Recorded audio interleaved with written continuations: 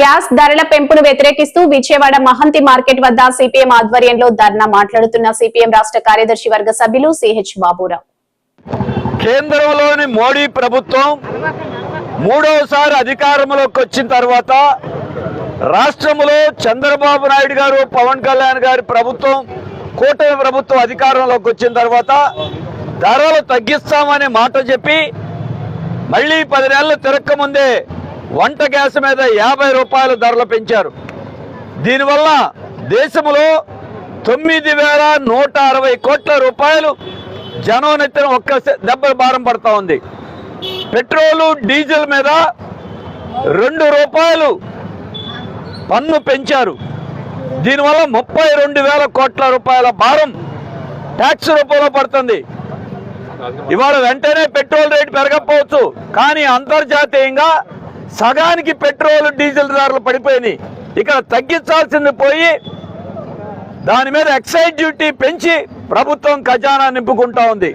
అంటే సుమారుగా 41,000 కోట్ల రూపాయలు ఒక్క దెబ్బతో జనం నెత్తిన భారం వేశారు. ఇప్పటికే అన్ని రేట్లు పెరిగిపోయినాయి, కరెంటు బిల్లులు పెరిగిపోయినాయి.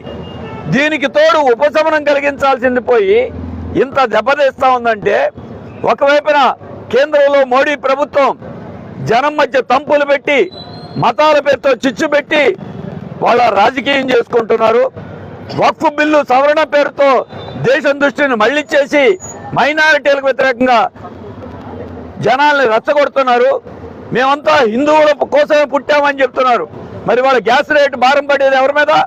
హిందువులు లేదు, ముస్లింలు లేదు, క్రైస్తవులు లేదు, అందరినీ కలిపి మూకమ్మడిగా ప్రజల కళ్ళు కప్పి భారం వేస్తా ఉన్నారు.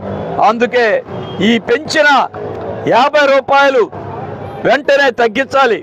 పెట్రోలు, డీజిల్ అంతర్జాతీయంగా ధరలు తగ్గిపోయినాయి కాబట్టి సగానికి సగం రేటు తగ్గించాలి, కానీ పన్ను పెంచారు.